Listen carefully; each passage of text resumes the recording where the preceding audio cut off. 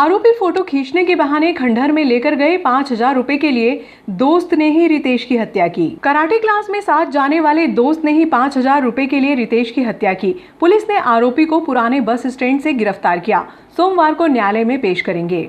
Shiv colony Ritesh गुर्जरवाड़िया हत्याकांड का खुलासा पुलिस ने 12 घंटे में ही कर दिया। पुलिस ने रितेश के दोस्त को हत्या के आरोप में पुराने बस स्टैंड से गिरफ्तार किया। रविवार को सीएसपी मनोज रत्नाकर ने पुलिस थाने पर मामले का खुलासा किया। सीएसपी ने बताया कि सत्यम ने ऑनलाइन गेम खेलने के लिए रितेश को 5,000 रुपए उधार दिए थे, जिसको लेकर दोनों में कहासुनी हुई थी, जिससे सत्यम को गुस्सा आ गया। उसने रितेश को मारने के लिए योजना बनाई। 9 जुलाई की सुबह सत्यम रितेश को फोटो खींचने के बहाने बीसीआई के खंडहर में ले गया, जहां दोबारा रितेश से 5,000 रुपए की मांग की। रितेश ने देने से इनकार कर दिया। इस पर सत्यम ने रितेश को 2 पंच मारे, जिससे वह बेहोश हो गया। सत्यम ने कोहनी से रितेश का गला दबाकर हत्या कर दी, जिसके बाद एसिड डाल दिया। सीएसपी ने बताया कि सत्यम ने एक दिन पहले ही रितेश का मोबाइल अपने पास रख लिया था, जिसे वह बार बार परिजनों को फिरौती के लिए कॉल कर रहा था। सत्यम काफी शातिर है, जिसने पुलिस को भी खूब गुमराह किया।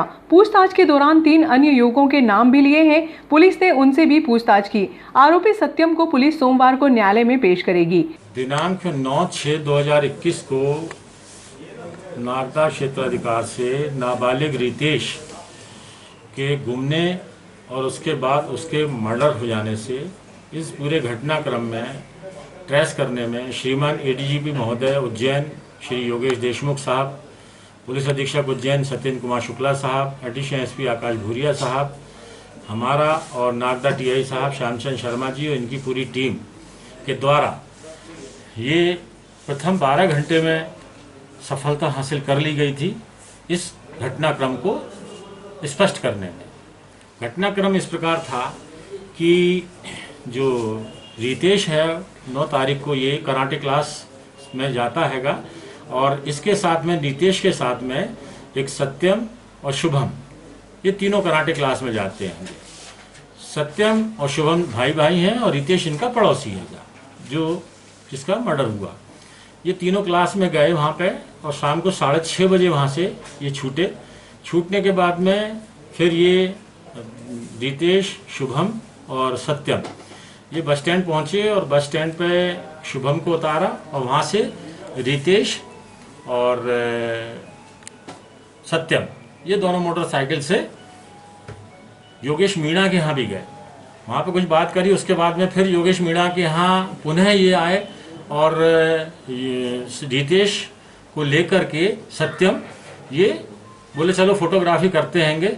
चलते चलते ये बीसीआई चौराहा जो है उसके पीछे गोडाउन है, पुरानी खंडर बना हुआ है, इसको वहाँ पे ले गया और ले जाने के बाद में इसने वहाँ पे बोला कि चलो अपन फोटोग्राफी करते, उस खंडर के अंदर ले गया।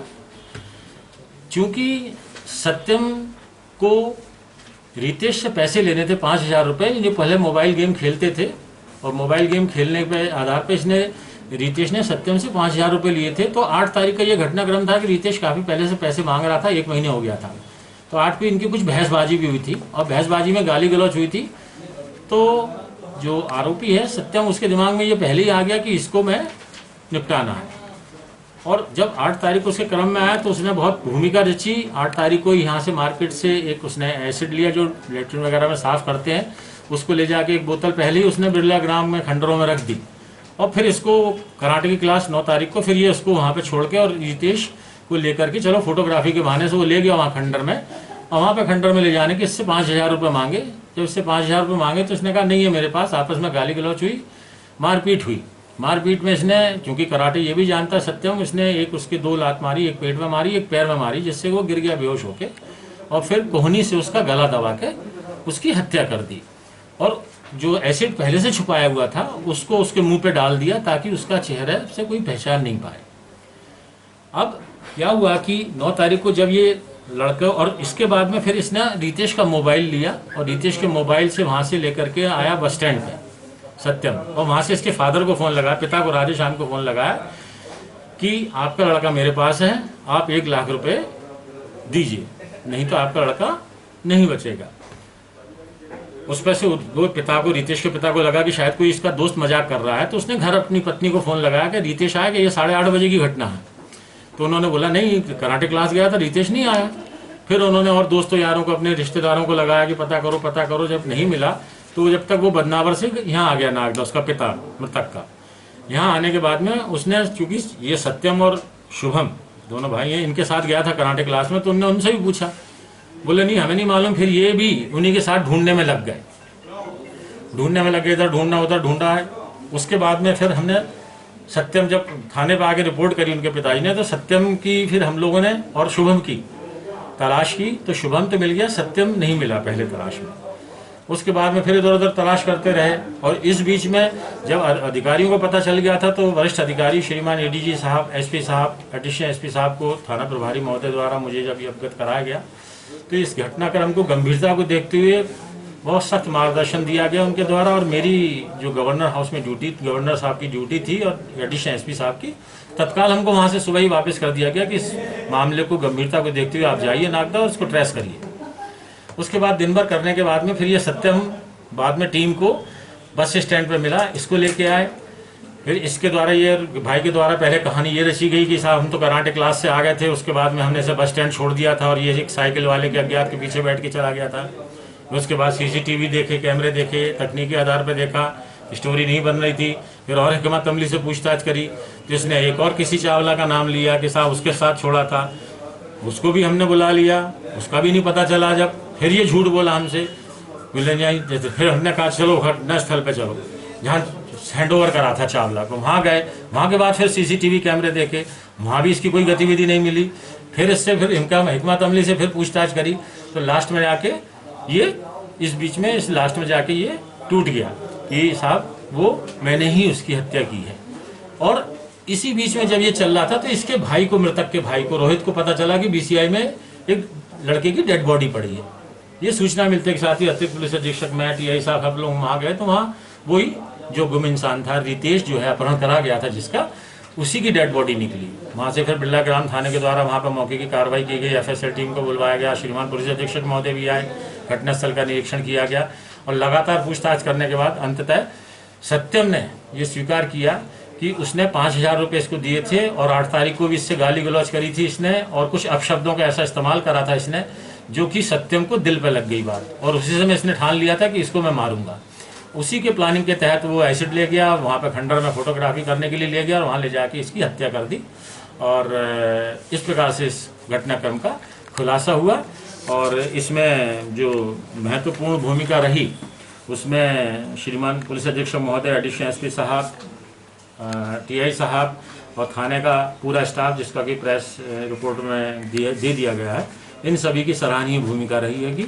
और पुलिस अधीक्षक महोदय द्वारा भी इसमें आश्वस्त किया गया कि इस टीम को उचित इनाम की घोषणा की, उचित इनाम से पुरस्कृत किया जाएगा।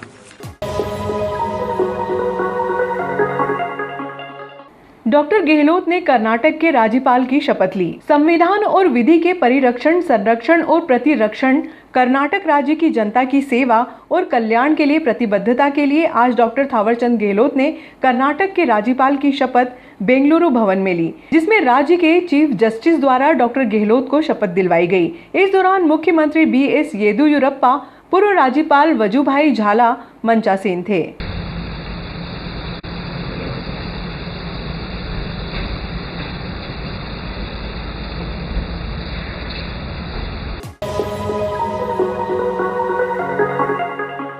ईएसआई कोविड सेंटर में मुख्यमंत्री द्वारा 50 लाख रुपए की लागत से निर्मित ऑक्सीजन प्लांट का लोकार्पण किया गया। इस अवसर पर स्थानीय जनप्रतिनिधि, प्रशासनिक अधिकारी व प्लांट लगाने वाली कंपनी के इंजीनियर्स मौजूद थे। कोरोना की तीसरी लहर से निपटने के लिए तत्कालीन केंद्रीय मंत्री डॉक्टर थावरचंद गहलोत व एमलिको के CFR फंड से 60 लाख रुपए की स्वीकृति दी थी, जिसमें से 50 लाख रुपए की लागत से ईएसआई हॉस्पिटल में प्रदेश का पहला ऑक्सीजन प्लांट लगाया गया। मुख्यमंत्री शिवराज सिंह चौहान ने रविवार को उज्जैन आगमन के दौरान ऑक्सीजन प्लांट का लोकार्पण किया। जो सामाजिक न्याय एवं अधिकारिता मंत्रालय के अधीन एक कंपनी है, उसके CSR फंड के माध्यम से नागदा खाचरोद आलोट क्षेत्र के लिए 1 करोड़ 10 लाख रुपए स्वीकृत किए थे। उसमें 60 लाख रुपए नागदा को दिए गए थे, जिसमें मुख्य रूप से ये 50 लाख का ऑक्सीजन प्लांट लगाना था। उन्होंने मुझे जिम्मेदारी दी कि हम अच्छा से अच्छा प्लांट इस शहर के लिए लगाएं। माननीय कलेक्टर साहब से मेरी चर्चा हुई। उज्जैन में जो प्लांट्स लग रहे थे उन्होंने 3-4 प्लांट्स के बारे में मुझे डिटेल्स भेजा, लेकिन जब हमने स्टडी किया तो मुझे लगा कि इससे बेहतर प्लांट भी। और हम सब के वरिष्ठ नेता जो आज ही के दिन कर्नाटक के महामहिम राज्यपाल की पदवी से जाने जाएंगे, आप सभी को सर्वप्रथम उनके आज राज्यपाल के पद ग्रहण के शुभ अवसर पर मेरी ओर से, मेरे परिवार की ओर से, नागदा शहर की ओर से बहुत बहुत बधाई और शुभकामना देता हूं। मित्रों, जैसा कि आप सबको विदित है, नागदा नगर पर जब भी कोई बड़ी संकट की बात आई हो, हमारे नागदा नगर के गौरव आदरणीय केंद्रीय थावरचंद जी गहलोत साहब के द्वारा पल पल मदद करने का प्रयास किया है। और इस नागदा नगर में आज 50 लाख रुपए की लागत से नवीन ऑक्सीजन प्लांट का निश्चित रूप से यह भी कोरोना योद्धा के रूप में ये कहें उनसे बढ़कर अपना काम करते हैं हमारे नगर पालिका के कर्मचारीगण। और इस सेवा कार्य में जिन जिन भी लोगों ने प्रत्यक्ष रूप से सेवा दी, उन सबका धन्यवाद माननीय थावरचंद गहलोत जी का। केवल इस ऑक्सीजन प्लांट को देने के लिए नहीं, जिनके अपने घर का कोई सदस्य चले जाए उसके 4 दिन बाद भी वो अस्पताल में स्वयं आकर चिंता पालें। ऐसा करने के बाद भी हमारे साथ और आपके साथ, पूरे नगर के साथ जिन जिन लोगों ने इसमें सहयोग किया, वो सब निश्चित रूप से धन्यवाद के पात्र हैं। दोस्तों, इसमें हमने बहुत कुछ सीखा है। इस कोरोना काल में जिससे जो बन पड़ा, सेवा का कभी कोई मोल और कभी कोई भाव नहीं होता। प्यासे को केवल 2 गिलास। हम बहुत ही सौभाग्यशाली हैं,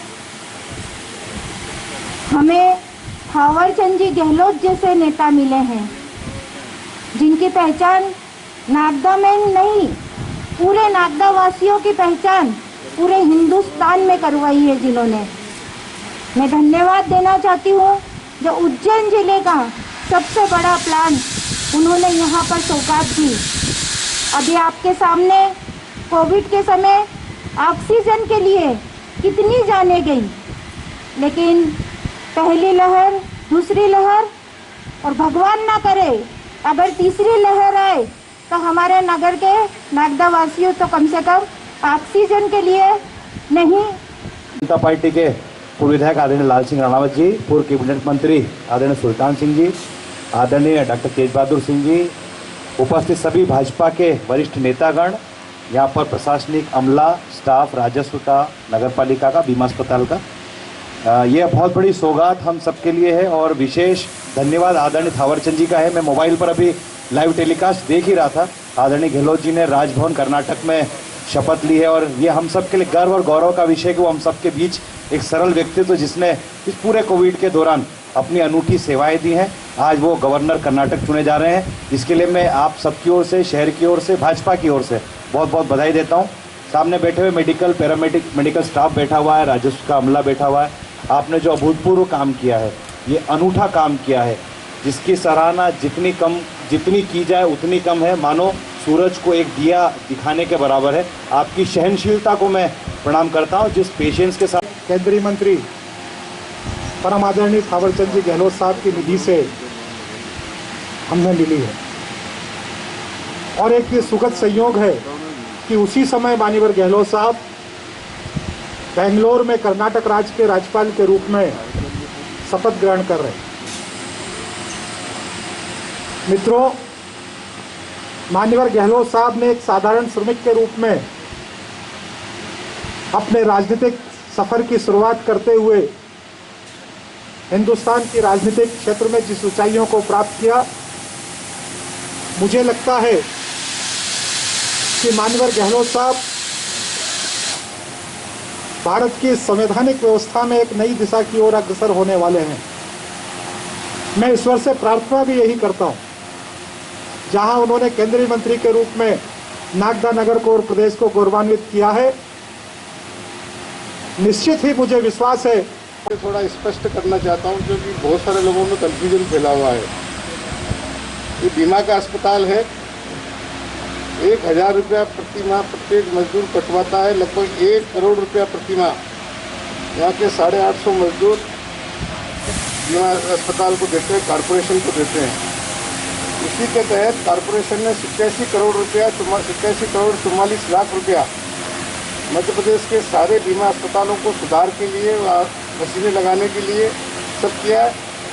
यहाँ पर अभी लंबे समय से हमारी मांग है कि यहाँ पर CT स्कैन मशीन लगना चाहिए।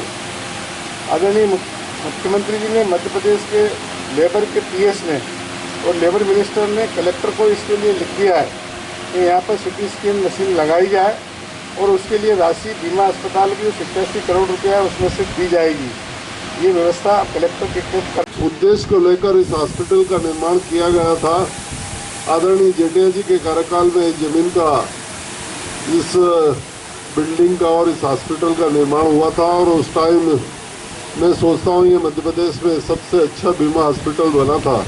लेकिन जिन परिस्थितियों में भी यह न चल पाया और भगवान ने जो हमारे ऊपर संकट लाया और उस संकट की घड़ी में हमारे आदरणीय सांसद जी, आदरणीय जिले के प्रभारी मंत्री आदरणीय मोहन जी और यहाँ के सभी नेताओं ने जो अथक प्रयास करके और प्रशासनिक अधिकारी और स्वास्थ्य विभाग के अधिकारियों ने इस बहुत बड़ी धरोहर को जो बचाई है, इसके लिए मैं आप सबको बहुत साधुवाद देता हूँ कि नागदा में शासकीय ऐसी धरोहर कहीं भी नहीं है।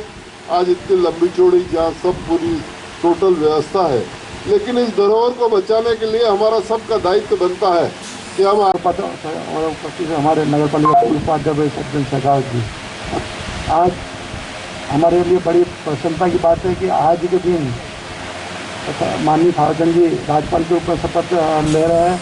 उनको बधाई देते हुए और आज ये ऑक्सीजन प्लांट का आज हम माननीय मुख्यमंत्री जी द्वारा लोकार्पण किया जा रहा है। इस अवसर पर मैं समस्त क्षेत्र की जनता की ओर से आदरणीय थावर चंद जी का और कंपनी का बहुत बहुत आभार व्यक्त करता हूँ। निःशुल्क से जब कोरोना की दूसरी लहर आई तो हम सब इस लड़ाई को लड़ने में सक्षम नहीं थे। आज हमारा उस समय हमारे स्वास्थ्य सुविधाएँ ठीक ढंग से नहीं थी, परंतु आज हम किसी लहर पर लड़ने के लिए सभी सक्षम हो चुके हैं। ये सब हम सबका सामूहिक प्रयास है कि इस प्रकार हमारी क्षेत्र की जनता को अधिक से अधिक सुविधा हम उपलब्ध करा सके, चाहे विधायक निधि से हो, चाहे शासन स्तर पर हो। हम सब लोगों ने जो मिलजुल कर प्रयास करा तो निश्चित रूप से आज हम इस मुकाम पे हैं। आज हमारे करीब 25 ICU बेड है हमारे पास, 100 से ज़्यादा ऑक्सीजन बेड है, एम्बुलेंस है और अभी हमने 400 ऑक्सीजन सिलेंडर भी आए जो गांव-गांव में पहुँचेंगे, जिससे ऑक्सीजन की कमी के कारण कोई हमारा क्षेत्र नागरिक मृत्यु को प्राप्त नहीं हो। और साथ साथ हम सब लोग इस बात के लिए भी प्रयास कर रहे हैं। हमारी दीदी ने जिस प्रकार बताया कि CT स्कैन मशीन होना चाहिए, हम तो लगातार प्रयास कर रहे हैं। आदरणीय सुल्तान सिंह जी ने जो बात बताई तो हम सब लोग इसके लिए हम लगातार लगे हैं, क्योंकि आज हमको आज आवश्यकता है एक CT स्कैन की। इस लड़ाई के लिए CT स्कैन की आवश्यकता है, वो भी बहुत जल्दी यहाँ पर होगी। हम सब प्रयास कर रहे हैं। हमने मुख्यमंत्री से भी अनुरोध किया है, श्रम सचिव प्रमुख सचिव से भी अनुरोध किया है, तो हम सब लोग इस बात के लिए लगातार कर रहे हैं। तो फिर से हम सब लोग जो मिलजुल कर हमारा सामूहिक प्रयास होना चाहिए, क्योंकि ये पूरे विश्व की महामारी है और उसको लड़ने के लिए हम सबको एकजुट होकर काम करेंगे तो निश्चित से हमें सफलता मिलेगी। आज हम इसके लिए काफ़ी सक्षम हैं। जहाँ तक बीमा अस्पताल की बात है, निश्चित उस समय प्रदेश में जहाँ औद्योगिक क्षेत्रों में 4 बीमा अस्पताल पूरे विशेष बीमारियों जो उद्योग से संबंधित बीमारी के लिए खोले गए थे। उसके बाद में राज्य शासन ने अपने हैंडओवर लिया, तो हम सब लोग मिलजुल कर इस कोरोना महामारी में हमारी स्वास्थ्य विभाग क्या स्थिति हमारी उसकी पोल खोली थी, परंतु कहीं ना कहीं इसके लिए हम सब भी जवाबदार है। आज हम देख रहे हैं कि ग्रामीण क्षेत्रों में पहले जो जंगल हुआ करते थे, आज जंगलों की कमी है। तो हम सबको इस बात की और प्रकृति ने अपना रूप दिखाया है कि एक जरा सी ऑक्सीजन कमी होगी तो हम अब तो सब भूलकर ऑक्सीजन के पीछे दौड़ने लगे थे। तो हम सबको महत्वपूर्ण की ओर से विशेष रूप से आज ध्यान देने की आवश्यकता है और हम सब लोग मिलजुल कर इस लड़ाई को लड़ेंगे तो निश्चित रूप से सफलता प्राप्त होगी। और जहाँ तक बीमा अस्पताल की बात है, बीमा अस्पताल शासकीय होता तो ठीक है, क्योंकि भूमि का हमारे का नया अस्पताल भवन बनना है। हम 7.5 करोड़ रुपए की लागत से यहाँ पे हम बना रहे, इसके लिए हमने माननीय मुख्यमंत्री का अनुरोध किया है कि आगे भूमि हम लोग कलेक्टर महोदय को अवगत कराया है। यदि यहाँ पर भूमि उपलब्ध हो जाती है तो यह अस्पताल यहाँ पे बने थे पूरा अच्छा चिकित्सा परिषद जिला स्तर की सुविधाएँ हम आपको उपलब्ध करा पाएंगे। और हम सब लोग एक बार पुनः मेरा मेडिकल स्टाफ का SDM साहब, TC साहब, पूरे प्रशासनिक अधिकारियों को बहुत बहुत धन्यवाद देता हूँ। कोरोना की महामारी में और हमारे डॉक्टर स्टाफ का, हमारे अमरावती के इसके विशेषज्ञ, तो इन सब आगे दी और सब उनके लोगों ने रात दिन मेहनत करके हमारे क्षेत्र के नागरिकों के जीवन रक्षा किए। उनका भी मैं आभार व्यक्त करता हूँ। एक बार पुनः भावचंद जी का आभार व्यक्त करते हुए हम इस बात के लिए प्रयास कर रहे हैं कि खासतौर में ऑक्सीजन प्लांट लग जाए, उस क्षेत्र की समस्या भी हल हो जाए। जय हिंद, जय भारत।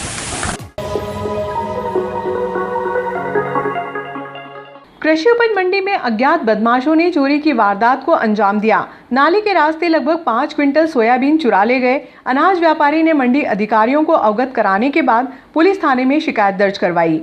कृषि उपज मंडी में बीती रात अज्ञात बदमाशों ने चोरी की वारदात को अंजाम दिया। अनाज व्यापारी शेलू चक ने बताया कि बीती रात अज्ञात बदमाश नाली के रास्ते लगभग 5 बोरी सोयाबीन चुरा कर ले गए। वर्तमान सोयाबीन का भाव अधिक होने से लगभग 50,000 रुपए की नुकसानी का सामना करना पड़ा। अनाज व्यापारी द्वारा मंडी सचिव मनोज खींची को चोरी के मामले से अवगत करवाते हुए चौकीदारी बढ़ाने की मांग की गई है। इधर अज्ञात बदमाशों के खिलाफ पुलिस में शिकायत दर्ज करवाई।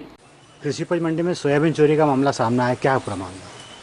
आए दिन कृषि उपज मंडी में सोयाबीन गेहूं चोरी होती रहा है। पहले भी बहुत बार शिकायत की जा चुकी है, लेकिन प्रशासन कोई सख्त कार्रवाई नहीं कर पा रहा है। आप यहां देख सकते हैं, कल रात को भी ये सोयाबीन के ढेर में से कम 5-7 बोरी की पीछे नाली में से गड्ढा करके सोयाबीन चोरी की गई है। अब हम चाहते हैं कि प्रशासन इस पर कोई सख्त कार्रवाई करे। आए दिन ये चोरी के मामले सामने आते रहे, लेकिन कोई ठोस कदम नहीं उठाया जा रहा है। यहाँ पे आप देख सकते हैं सोयाबीन 5-7 बोरी कम से कम लेके गए हैं चोर लोग, वो भी नाली को भी नहीं छोड़ा, नाले में से निकाल के ले गए। पहले भी इसकी पूर्व में भी टीआई साहब को भी शिकायत करी गई थी। आज भी हमने थाने में आवेदन दिया है और टीआई साहब को अवगत कराया है कि इस पर ध्यान दें कि चोरों के हौसले बुलंद हो गए और सोयाबीन जो है उसकी कीमत भी काफ़ी अधिक हो गई है। 7,000 से 8,000 की सोयाबीन हो गई, कुंटल की बिक रही है। और जिससे 4-5 कुंटल भी अगर कोई चोर चोरी करके ले जाता है तो डायरेक्ट उसको 50 से 60,000 रुपये की सोयाबीन का हमको नुकसान होता है। और पहले ही कोरोना के कारण हम व्यापार करने में कई सारी कठिनाइयाँ आ रही है, उसके बाद फिर चोर और इस तरह की हरकत बार बार। और पहले भी चोरी करके ले गए तो पहले भी बोरियाँ उस नाले में पड़ी रही थी। और यहाँ मंडी सचिव को भी हमने अवगत कराया है कि आप जो चौकीदार उनको बोलो कि गश्त लगाते रहे तो उससे चोरियाँ रुके, पर उनने भी कभी हमारी सुनवाई करी नहीं। हमने पहले भी बोल चुके हैं कि 1 से 2 चौकीदार यहाँ पर रखते तो उसके कारण चोरी होना बंद हो जाए।